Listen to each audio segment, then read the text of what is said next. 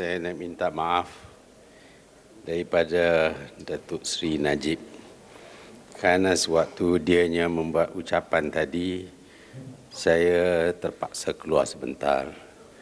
Sebabnya ialah kerana saya perlu nyanyi tu. Saya lantik dia menjadi ahli Dewan Senate.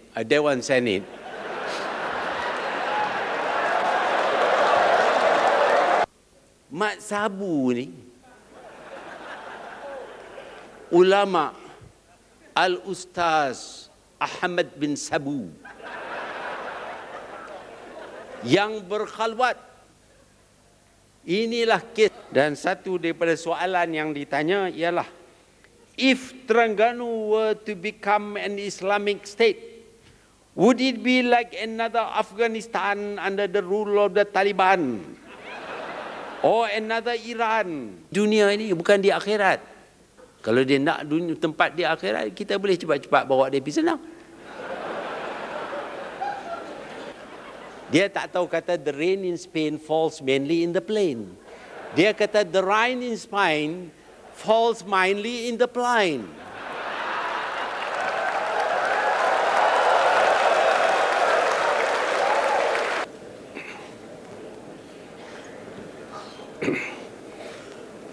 Terlebih dahulu saya nak minta maaf daripada Datuk Seri Najib kerana sewaktu dianya membuat ucapan tadi, saya terpaksa keluar sebentar.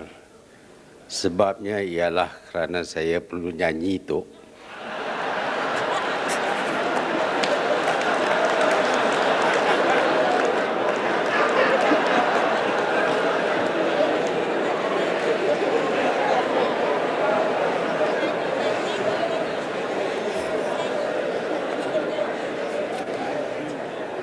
Yang amat berbahagia Tun Pengurusi Tetap, Yang Berhormat Timbalan Pengurusi Tetap, Yang amat berhormat Timbalan Presiden, Naib Presiden, Ahli Majlis Tertinggi, para wakil, pemerhati daripada Kelab UMNO di luar negeri, pemerhati daripada Puteri, pemerhati-pemerhati yang lain, seterusnya hadirin sekalian, Assalamualaikum warahmatullahi wabarakatuh. Yang pertamanya saya ingin mengucap banyak terima kasih dan tahniah kepada jurucakap daripada negeri-negeri yang telah mengambil bahagian dalam perbahasan ini. Ada pihak-pihak yang berkata bahawa persidangan pada tahun ini nampaknya kurang bersemangat. Kononnya tidak begitu gairah berbanding dengan tahun-tahun yang lepas. Memanglah kalau dipandang daripada satu sudut, iaitu kalau kita pandang daripada sudut mengecam parti sendiri, tahun ini memang sunyi sedikit. Tetapi kalau kita ambil kira kecaman terhadap orang yang patut dikecam, iaitu musuh-musuh parti kita, tahun ini ucapan-ucapannya amat bersemangat sekali.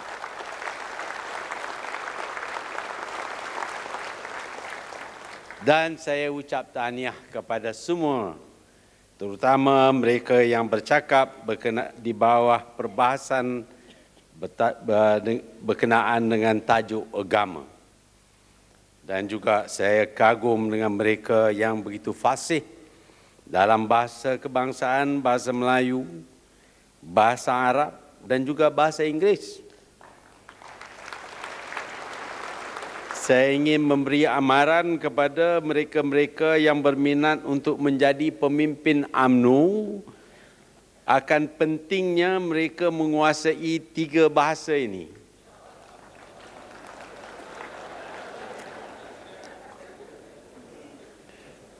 Kerana kita tahu tokoh-tokoh Islam di zaman silam seperti Ibn Sina, Al-Khwarizmi dan lain-lain, mereka adalah pakar dalam berbagai bidang. Dalam bidang mathematics, dalam bidang astronomi, dalam bidang perubatan.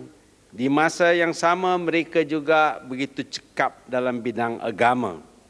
Dengan itu apa yang diperkatakan oleh mereka amat lebih mudah diterima oleh penganut-penganut agama Islam.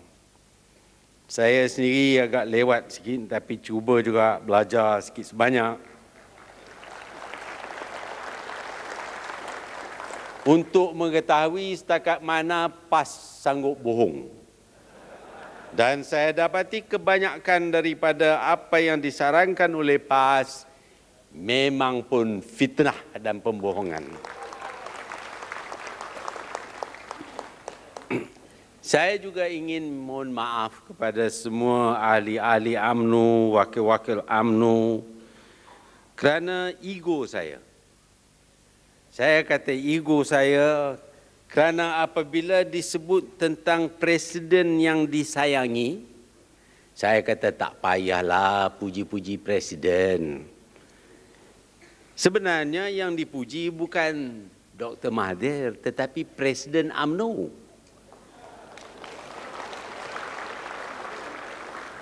Presiden UMNO perlu dipuji dan perlu ditaati. Mungkin yang kedua itu lebih penting lagi, taat kepada Presiden. Kerana bila kita taat kepada Presiden dan kita patuh akan arahannya, maka segala-galanya akan selamat. Melainkan kalau kita pilih Presiden kerana kita dapat sogokkan seperti yang disebutkan tadi. Sebab itu amat penting sekali jangan pilih pemimpin yang menghulur derma kepada kita. Dengan itu kita dapat tentukan presiden kita akan terdiri daripada satu orang yang boleh kita taati kepadanya. Taat kepada presiden ini adalah penting. Kerana saya amat tertarik dengan ucapan wakil daripada Kelantan. Wakil daripada Kelantan berkata, para wakil berpeluang memilih hanya 3 tahun sekali. Tetapi presiden boleh pilih hari-hari. Ya memang benar. Memang benar. Dan dia tentu tahu benar-benar berkenaan dengan perkara ini. Apabila dia kalah bertanding untuk menjadi ahli majlis tertinggi, saya pilih dia sebagai ahli majlis tertinggi yang dilantik. Apabila dia kalah dalam pilihan raya, saya lantik dia menjadi ahli Dewan Senat.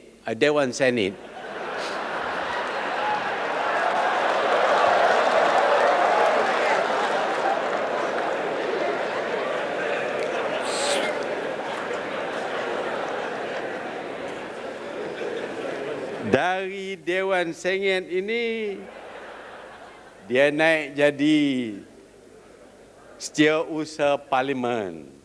Lepas itu, cuma 2 bulan saja. Lepas itu dilantik menjadi Timbalan Menteri. Itu adalah kuasa Perdana Menteri yang juga Presiden Parti.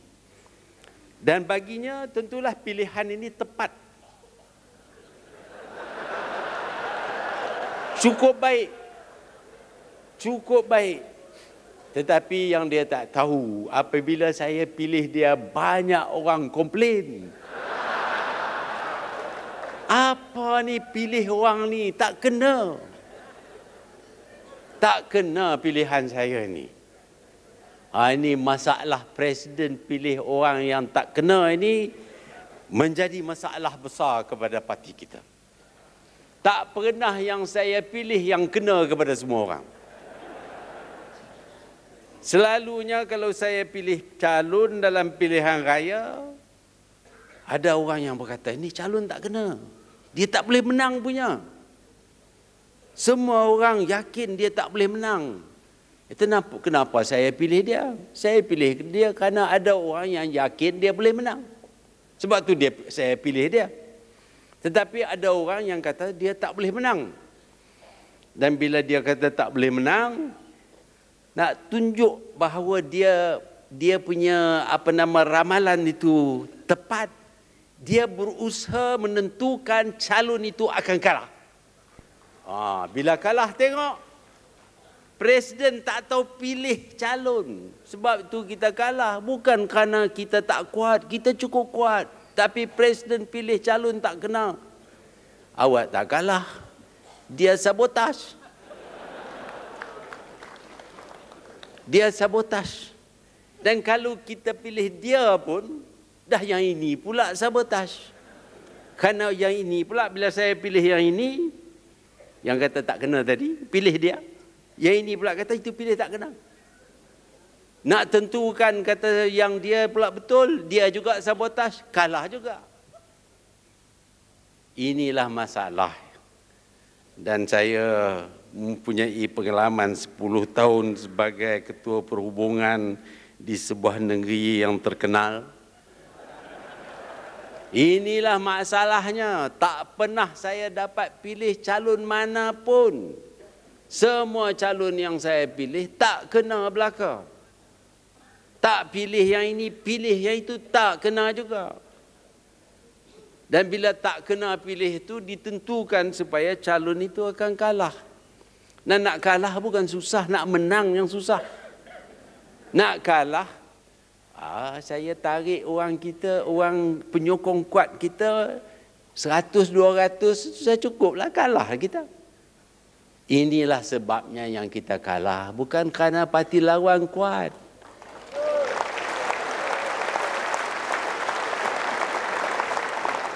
Saya tak boleh fikir bahawa orang yakin perjuangan PAS itu adalah perjuangan Islam. Macam-macam yang dia buat yang bertentangan dengan ajaran Islam. Takkanlah orang nak begitu ramai orang yang nak menyokong orang ini. Tetapi oleh kerana orang kita sendiri sabotaj. Bila dia tak dipilih, dia dan rakan-rakan dia tidak akan memberi sokongan. Yang lebih teruk lagi, kadang-kadang sokong parti lawan. Nak tentukan bagi Presiden salah, pilih. Sokong parti lawan, kalahlah kita. Sebaliknya kita tengok parti lawan kita ni. Dia parti yang akan undi tongkoi kayu. Lebih daripada tongkoi kayu lagi. Mat Sabu ni, ulama Al-Ustaz Ahmad bin Sabu yang berkhalwat. Inilah kes khalwat yang terang sekali. Dia berada dengan isteri orang dalam satu bilik dan dia dilihat oleh 4 orang daripada jabatan agama. Orang yang tak ada dosa besar. Orang ini saksi. Tapi terlepas. Entah macam mana terlepas. Itulah undang-undang Islam PAS. Terlepas. Setelah 4 orang bagi bukti pun terlepas. Orang yang macam ini bukan saja menang, tetapi menang dengan lebih undi pula. Campak pergi ke Kuala Kedah pun menang juga lagi. Kerana apa? Kerana puak ni taksub dengan puak mereka. Jenis macam ini pun mereka akan sokong. Tidak ada soal. Orang UMNO baru saja menyeberang. Baru saja masuk parti PAS. Dipilih jadi calon, menang. Macam-macam jenis manusia yang tak ada otak, yang tak boleh fikir, yang tak tahu agama, semuanya kalau jadi calon PAS menang. Tetapi di sini di UMNO, dalam UMNO ini, presiden yang disayangi ini,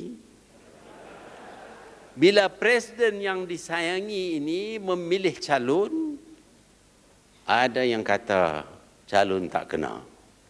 Kerana tak kena, kami tak boleh sokonglah. Bukan kami tak kuat UMNO, kami semangat UMNO cukup kuat. Sampai kedut muka-muka dia bila dia cakap macam tu.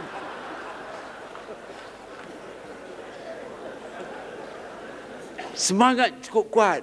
Tetapi kami tak boleh terima orang ini. Parti PAS, tongkoi kayu. Ada sekali dia bawa kasut. Kasut calon dia bawa keliling. Menang lagi. Saya pilih manusia. Orang UMNO, terkenal sebagai orang UMNO. Saya pilih sebagai calon. Kalah.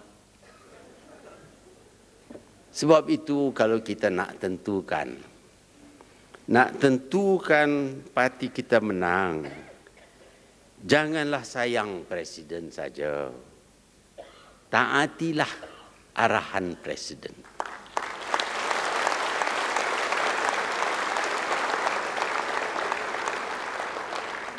Presiden tidak ada kepentingan lain melainkan untuk memberi kemenangan kepada parti saja. Tak ada kepentingan lain. Saya ingin beritahu orang yang saya pilih jadi calon itu, tak bagi satu sen dengan saya. Bukan saja itu, setengah itu dulu dia menentang saya pun saya pilih. Tak payahlah saya sebut apa. Saya tak kira.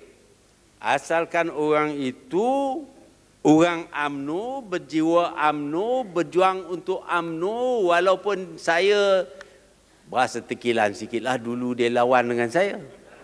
Tapi saya tidak ada hak. Yang tekilan itu Dr. Mahathir. Presiden tak boleh tekilan.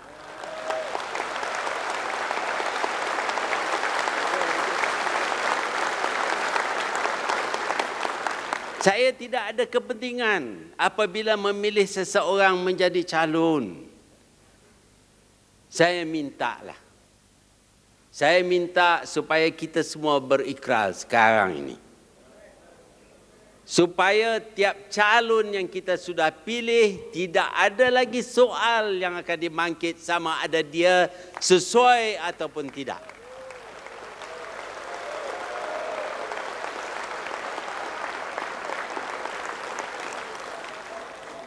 Betul kata Puk ni.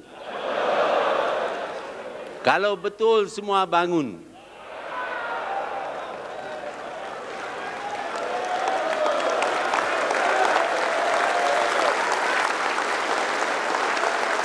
Alhamdulillah.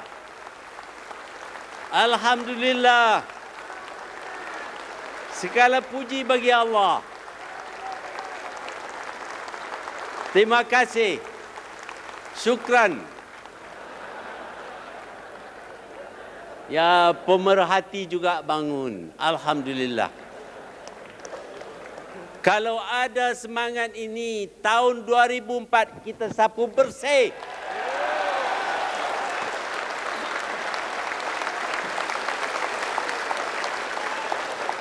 Dan kita akan tawan balik Terengganu dan Kelantan.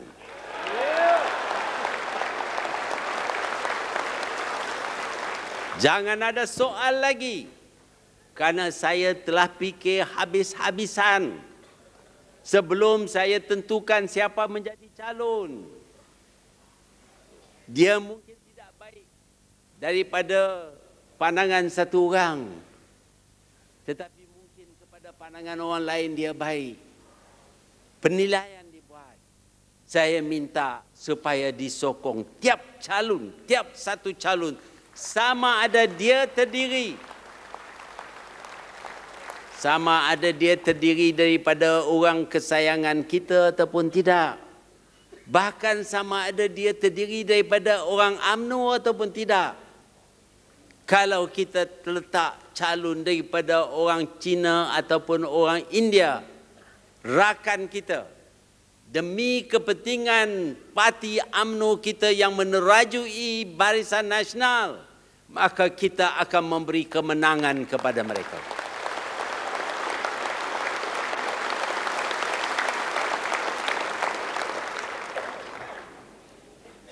Inilah makna sayang kepada Presiden. Kalau sayang, taatlah kepada Presiden. Tak payah kita ada jawatan kuasa apa-apa. Bila kita kata jangan guna wang, berhenti.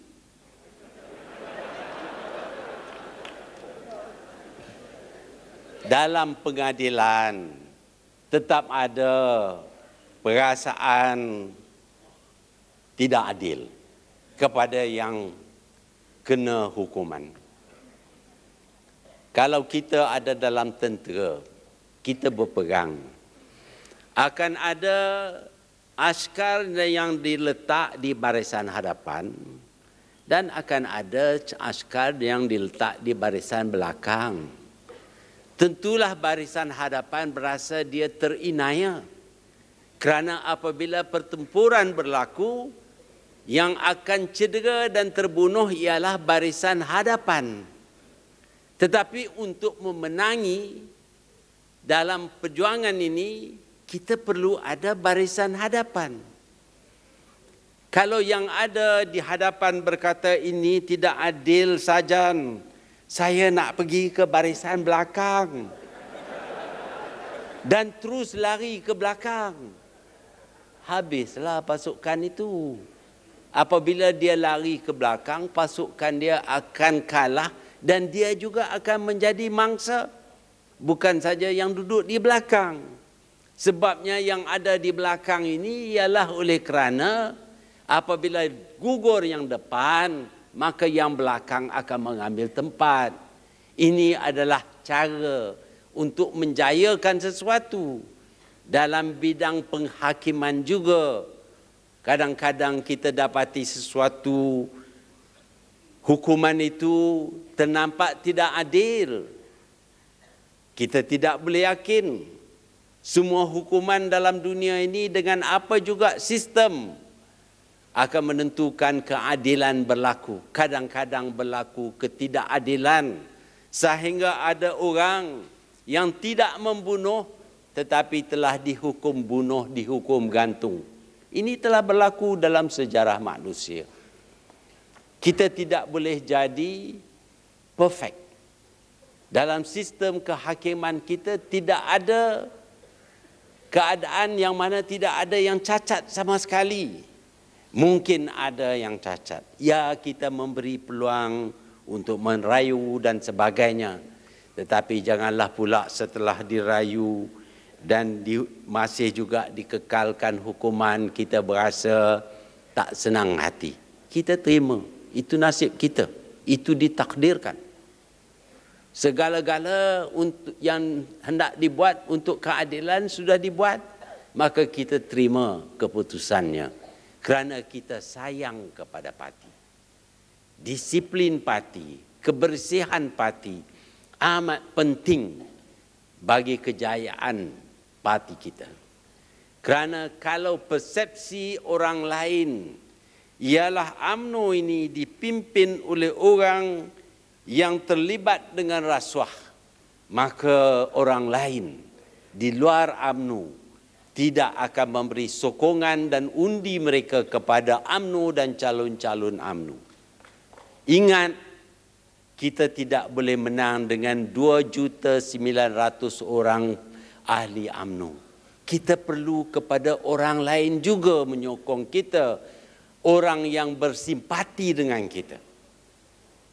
Sebab itu kita mesti buktikan kepada mereka bahawa kita adalah sebuah parti yang bersih, yang bergerak semata-mata kerana bangsa, agama dan tanah air. Tidak lain daripada itu.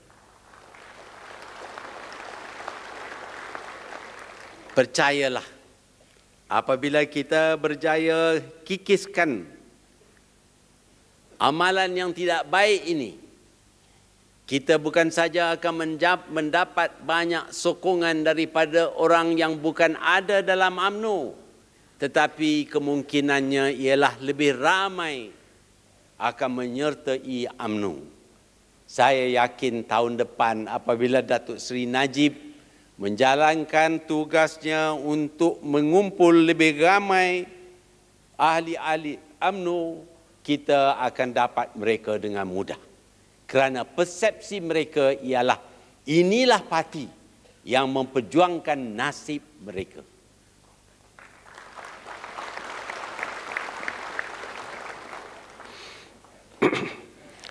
Tuan-tuan dan puan-puan, saya telah membuat ucapan yang panjang dan lebar dan lama.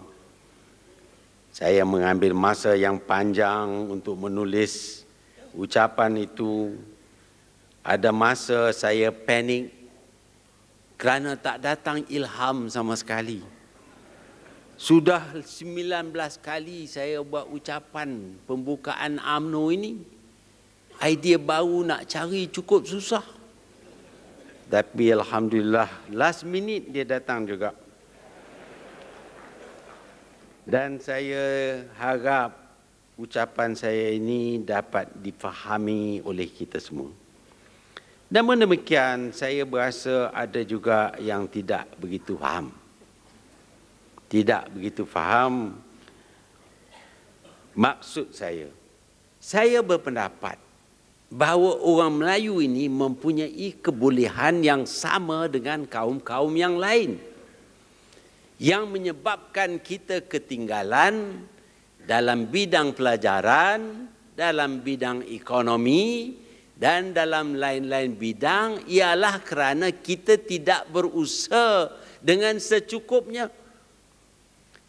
Tidak ada alasan lain kenapa kemasukan dalam universiti 80% terdiri daripada wanita, 20% daripada lelaki.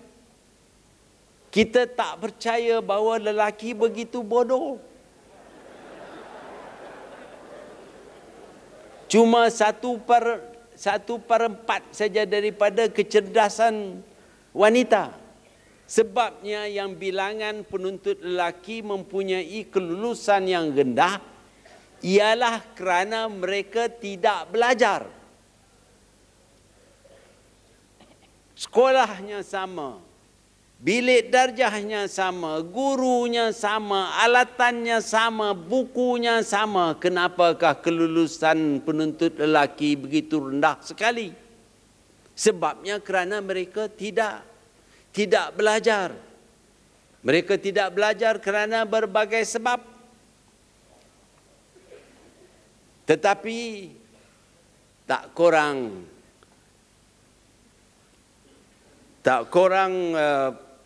kesannya ialah kerana kadang-kadang malas sikit. Nak belajar bukan susah. Apa juga kita buat, kita akan jadi pandai kalau kita buat berulang-ulang kali. Itu naluri manusia. Tuhan jadikan kita begitu. Kalau kita buat sesuatu berkali-kali, kita tetap akan cekap. Kalau kita tak buat langsung, kita tak mungkin cekap. Saya percaya bahawa ramai daripada penuntut-penuntut lelaki tidak belajar sama sekali. Sebab itu mereka tidak dapat kelulusan yang tinggi.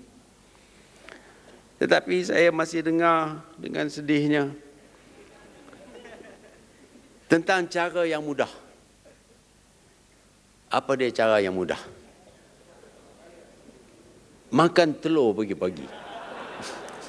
Wakil daripada Kedah. Saya kagum dengan ucapan dia yang lain, tetapi yang tu saya tak boleh terima.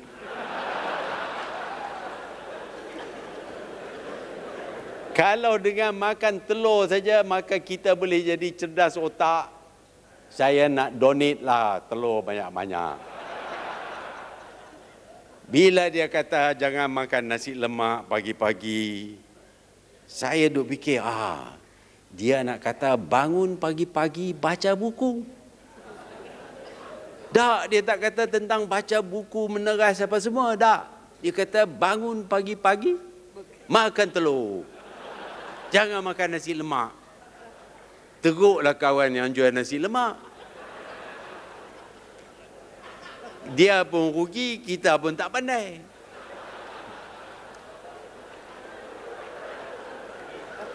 Sebenarnya tidak ada shortcut. Tidak ada jalan yang mudah. Kita mesti tekun belajar. Bangun pagi. Buka buku, baca, baca dan baca lagi. Yalah, semayang subuh kita semayang. Kita tak tinggal ibadat kita. Tapi jangan campur-campur dengan yang lain-lain lagi. Jangan pergi dengar syarahan politik PAS. Iaitu tak akan menolong kita dapat kelulusan yang tinggi. Bahkan tidak akan menolong kita dalam bidang agama pun. Bila kita bangun pagi, kita baca, kita belajar, kita ulang segala kerja-kerja rumah yang perlu kita buat. Saya yakin malam kita belajar, pagi kita belajar, bila ada masa saja kita belajar. Bila habis sekolah, balik rumah, tak pergi pusat beli belah. Percayalah, yang lagi berapa ribu, puluh ribu penuntut lelaki ini akan dapat kelulusan yang tinggi dan akan melayakkan diri mereka masuk ke dalam universiti. Saya minta supaya kita tidak bergantung kepada kota. Kota 55. Dengan orang lain 40, kita 55, orang lain 45. Bukan baik sangat. Sebenarnya kota itu bermakna kita cuma dapat 25% saja kalau dijumlah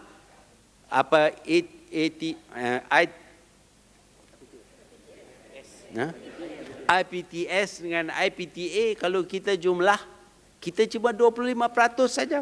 Puas hati, dapat 25%. Kita kata senang. Jalan yang senang sekali, ada kota untuk IPTA. Sebenarnya IPTA, kita nak masuk, kalau kita lulus, 100% pun dia terima. Kerana dia nak ada fulus. IPTS. Dia nak fulus je. Dia nak bayar yuran aja masuklah. Dia tak ada kota. Kalau orang Melayu nak masuk, orang Siam nak masuk, orang Kazakhstan nak masuk, masuk. Bayar duit, masuk. Dia bukan kira bangsa apa. Dia sanggup terima kita. Tetapi yang pentingnya ialah kelulusan kita. Kalau kelulusan kita cukup tinggi, kerajaan sanggup memberi beasiswa kepada mereka supaya mereka boleh masuk. Masuk dalam IPTS, IPTA, berapa banyak sekalipun. Kalau kelulusan mereka begitu tinggi, takkanlah kita nak tahan takat 55 saja. Lebih daripada 55 pun kita boleh bagi. Yang jadi masalah sekarang ialah untuk penuntut Melayu, kita kena turunkan paras kelulusan itu kepada peringkat yang cukup rendah supaya kita dapat isi 55%. Kalau kita ada paras yang sama dengan kaum lain, kita tak dapat 55%, cuma 25% saja. Bermaknalah bahawa kualiti anak-anak kita yang pergi ke universiti, walaupun dapat masuk ke universiti, kualitinya rendah. Sebab itu tidak dapat kelas A, first class honors, tak boleh dapat. Apakah tak boleh anak kita belajar sehingga dia dapat 10A? Siapa kata Melayu bodoh? Tak boleh dapat 10A. Saya tak percaya. Kalau belajar, kalau tak percaya, saya nak tunjuk macam mana. Macam mana kita boleh belajar sehingga kita boleh menguasai segala ilmu. Tetapi kena sanggup bertekun, belajar betul-betul siang dan malam. Di zaman dulu orang Melayu tinggal di kampung, tak ada lampu, komplain, betul lah, tak apalah masa dulu. Sekarang ini kita ada elektrik sampai ke kampung. Mak pun dah tak makan sirih lagi dah. Tidak dulu gaya duduk saja nak belajar, mak kata pergi beli sirih cik. Tak ada dah. No more, no more. Sekarang ni mak tak makan sirih, dia gosok gigi dengan Colgate. Tak kacau dah anak. Anak nak belajar, belajarlah. Lampu nak, lampu boleh bagi. Bukan banyak sangat nak belanja. Saya yakin kita boleh.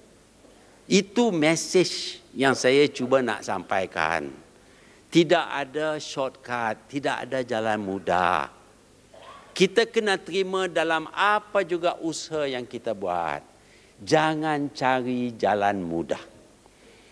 Kalau kita cari jalan mudah, shortcut, kita akan jatuh tersungkur. Dalam bidang ekonomi, dalam bidang perniagaan, perusahaan, dalam bidang menuntut pelajaran sama saja. Tidak ada shortcut. Orang Cina yang pandai itu bukan dia pandai kerana otak dia geliga. Dia pandai kerana dia belajar. Kita perkenalkan semua. Banyak orang kacau kata nak belajar Cina ni buat apa? Saya tengok macam mana dia boleh buat kira-kira lebih cepat daripada pakai kalkulator. Budak umur 4 tahun. Tak boleh duduk dia melompat ke sana, melompat ke sini. Suruh dia darab 12 angka kali 12 angka bermacam-macam. Dia gitu saja. Boleh keluar dengan begitu saja. Cepat daripada kalkulator. Sebab itu kita suruh kalau Cina boleh buat, orang Melayu boleh buat. Dan ada pun anak Melayu kita yang belajar. Menggunakan sepuan ini, dia boleh buat mental arithmetic dengan lebih cepat lagi daripada budak-budak Melayu yang lain. Sama dengan budak-budak Cina. Bermakna bahawa potensi kita ada. Yakinlah kata kita boleh. Dan berusahalah. Kita di sini tentu ada anak. Semua orang UMNO ada anak belaka. Kita ada doktor, kita ada bidan, semua nak bagi ramai. Kita suruh ada anak 5 orang, suruh 1 kelamin. Ini apa nama wajib. 5 orang 1 kelamin. Takkan tak boleh kot. Jangan cerita kata nak ambil isteri lagi 1. Yang nak beranak bukan yang suami itu, yang nak beranak isteri. Dia kahwin dengan siapa pun dia boleh dapat 5 orang. Kita tak payahlah. Tiap kali kita kahwin lebih daripada 1, nayalah orang lain tak dapat. Kita sama banyak. Kita boleh buat semua ini. Itu message yang cuba saya nak sampaikan. Saya bercakap 1 jam 57 minit. Sampai rengkung nak keluar. Menangis dah. Rayu, pujuk. Macam-macam dah buat. Sehingga lagi tak berdiri atas kepala saja. Kalau tidak, kalau saya nak buat yoga sama. Tapi tuan-tuan dan puan-puan, selain daripada masalah yang kita hadapi, iaitu ramai daripada kita tidak menumpukan kepada pelajaran, terutama dalam bidang-bidang yang menjadi begitu penting di zaman ini, kita juga menghadapi masalah parti PAS ini. Orang PAS yang dia boleh nampak hanya undi saja. Daripada dalam kindergarten, dalam tadika, dah diajar dah anak-anak itu supaya benci. Benci kepada UMNO, benci kepada pemimpin UMNO, dan jangan belajar ini kerana ini sekular. Belajar matematik sekular, belajar sains semua sekular. Ini semua adalah pelajaran orang kafir. Kita sebagai orang Islam patut belajar agama sahaja. Kalau kita belajar dalam bidang lain pun, masa yang terbanyak hendaklah ditumpukan kepada syarahan-syarahan agama yang sebenarnya bukan syarahan agama, tetapi syarahan propaganda parti PAS. Orang ini menjadi penghalang kepada pencapaian orang-orang Melayu yang berbakat ni. Mereka menghalang orang Melayu daripada mencapai kejayaan. Saya dapati setelah saya meneliti keadaan di negara-negara Islam yang lain, kenapakah hari ini negara-negara Islam begitu mundur dan begitu mudah ditindas oleh orang lain, oleh kuasa-kuasa besar? Sebabnya ialah apabila saja ada pemerintah ataupun kerajaan negara Islam yang cuba memodernkan negaranya, memperkenalkan ilmu-ilmu yang dianggap penting untuk pembangunan negara, maka akan muncullah satu kumpulan yang akan menentang segala usaha ini kerana kononnya usaha ini tidak Islam. Saya masih ingat semasa saya kecil, perbahasan yang hangat ialah sama ada lampu elektrik boleh dipasang dalam masjid ataupun tidak. Haram guna lampu elektrik. Mayat mesti diusung, tak boleh diguna kereta yang ada enjin. Kerana enjin ni orang kapiak punya. Orang Kedah lah cakap. Ini menjadi perbahasan berbulan-bulan, bertahun-tahun. Sementara itu orang Barat telah menguasai ilmu, telah membentuk industri mereka dan kita ketinggalan di belakang. Sekarang ini kalau ada negara-negara Islam yang cuba untuk membangunkan negaranya, akan muncullah kumpulan-kumpulan seperti ini yang sanggup menentang sehingga sanggup membunuh pun pemimpin-pemimpin yang cuba memajukan negara mereka. Sebab itu kita lihat apa yang berlaku di Mesir, di Algeria dan di lain-lain negara Islam apabila percubaan dibuat untuk memodernkan negara ini, maka akan muncullah orang ini yang sanggup sehingga membunuh pun. Kalau tak ikut tafsiran Islam yang dibuat oleh mereka. Kita tahu ada satu kumpulan, satu mazhab yang percaya bahawa menjadi tanggungjawab mereka untuk membunuh orang Islam lain. Kerana orang Islam lain dianggap oleh mereka sebagai tidak Islam. Dan dengan kerana itu, untuk membersihkan Islam, mereka perlu membunuh orang Islam yang tidak mengikuti tafsiran mereka. Inilah kumpulan yang akhirnya memberi perkataan assassin kepada dalam bahasa Inggeris. Dr. Hamid mungkin tahu apa dia dalam bahasa Arab. Mereka membunuh orang Islam lain kerana dikatakan kafir. Apabila PAS berkata bahawa UMNO ini adalah kafir, mereka membuat tuduhan ini kerana mereka ingin menentang segala usaha oleh UMNO untuk memajukan negara kita ini. Untuk menjadikan kita orang Melayu, orang Islam sebagai satu bangsa yang mampu bersaing dengan bangsa-bangsa yang maju yang lain. Mereka menentang kononnya ini adalah sekular. Ini adalah kafir. Orang UMNO adalah kafir. Dan halal bagi mereka menentangkan orang kafir. Dan kita sudah lihat ada kumpulan-kumpulan yang sudah sanggup untuk mencuri senjata dengan tujuan untuk menjatuhkan kerajaan ini dengan secara kekerasan. Inilah kesan daripada mengkafirkan orang UMNO. Supaya darah orang UMNO ini dihalalkan bagi mereka yang tidak berprinsip, yang tidak pegang kepada ajaran Islam yang sebenar. Kita tidak boleh berasa perkara ini satu perkara yang ringan. Kerana mereka mempunyai tujuan tertentu apabila mengkafirkan orang Islam, orang UMNO. Hari ini mereka sudah mula. Kita telah lihat apa yang berlaku apabila Al-Ma'unah ini telah bergerak, dan baru-baru ini juga kita telah jumpa orang-orang yang telah mendapat latihan daripada negara-negara tertentu untuk mencetuskan huru-hara membunuh sesiapa saja yang mereka tidak suka.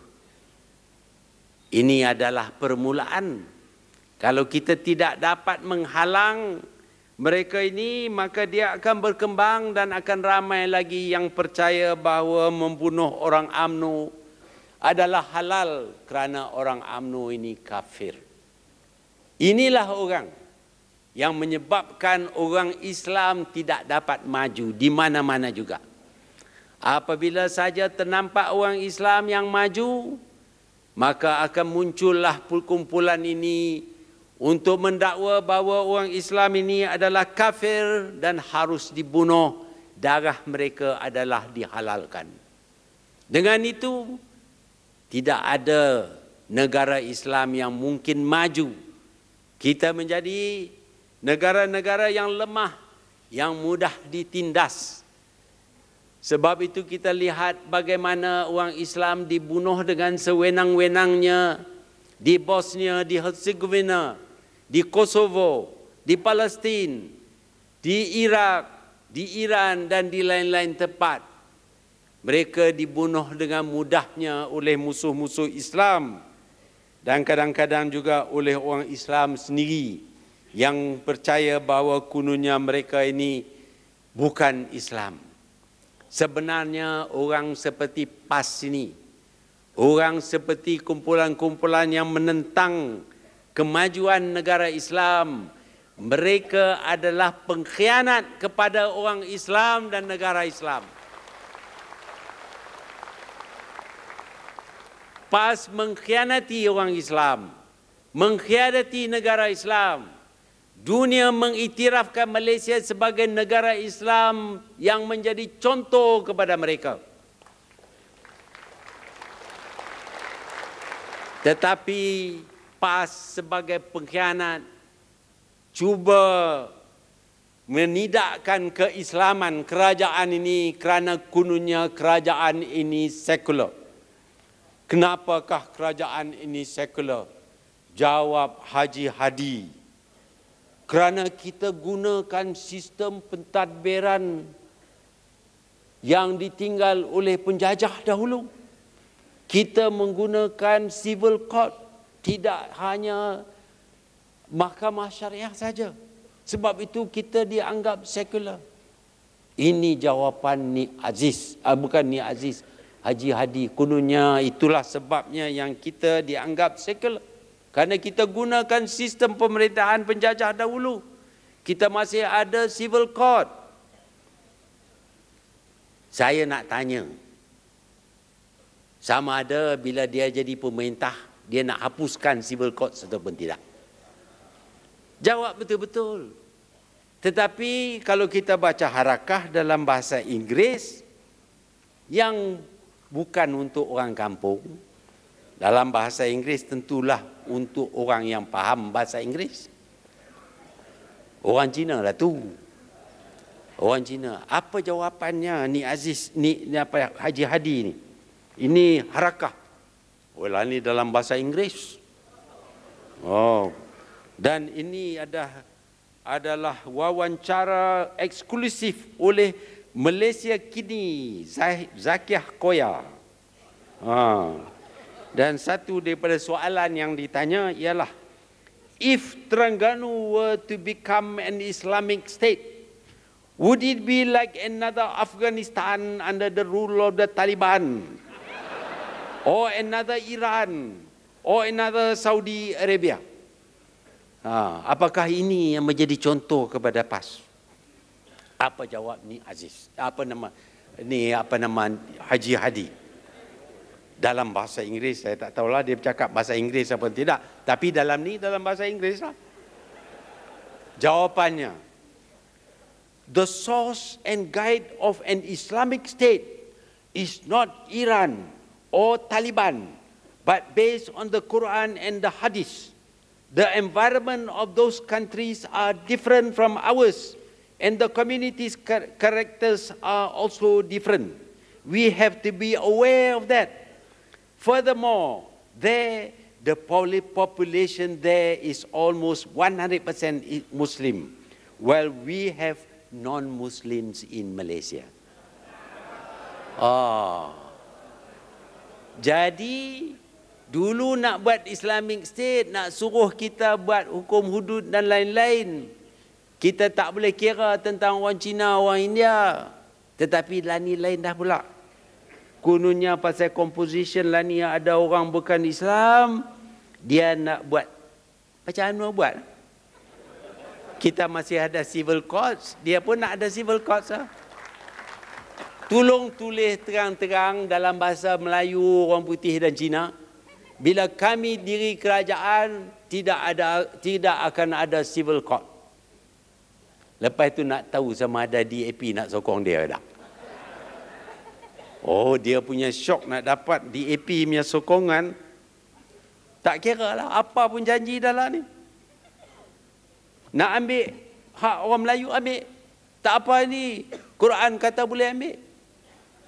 Hak istimewa orang Melayu, dalam Quran tak ada sebut hak istimewa orang Melayu. Dia lupa kata orang Melayu itu Islam. Orang DAP bukan Islam. Tak apa dah. Sekarang ni boleh.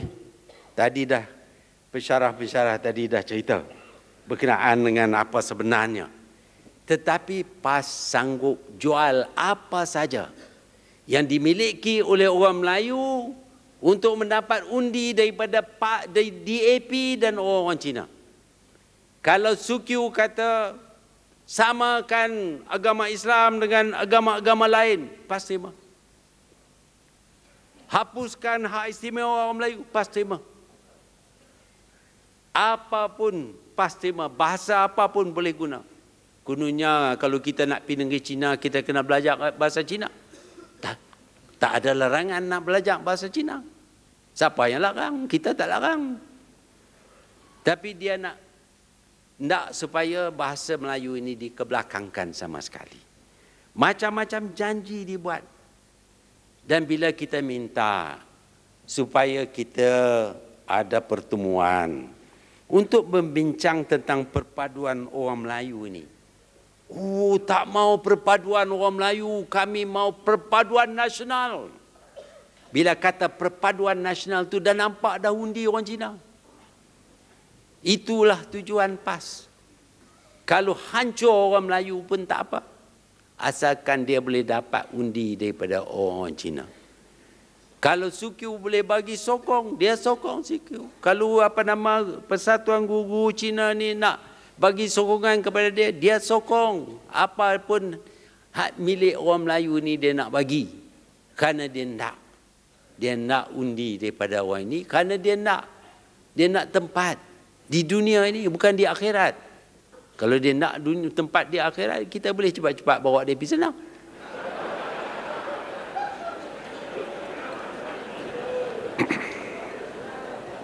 Tuan-tuan dan puan-puan, dalam pilihan raya tahun 1999, DAP kalah teruk. DAP kalah seperti dia tak pernah kalah dahulu. Buat kali pertama, Kit Siang dengan Karpal Singh kalah di peringkat parlimen dan di peringkat state juga. Apa makna ni? Bermakna bahawa orang-orang Cina menolak DAP. Oleh kerana orang-orang Cina menolak DAP, hari ini DAP akan membuat apa saja untuk menarik balik sokongan orang Cina dan untuk menimbulkan kebencian orang Cina kepada Barisan Nasional, khususnya kepada Perdana Menteri. Apa juga yang saya kata akan dikaitkan dengan hak orang Cina. Rupanya ada hak istimewa orang Cina juga. Saya tak boleh sebut apa. Saya sebut saja sesuatu, ini dijadikan isu dan dibesar-besarkan dalam surat khabar Cina. Ada surat khabar Cina di sini pun. Saya nak cakap betul-betul terang-terang kepada mereka, sila lapor dengan benar apa yang saya kata. Jangan putar belit.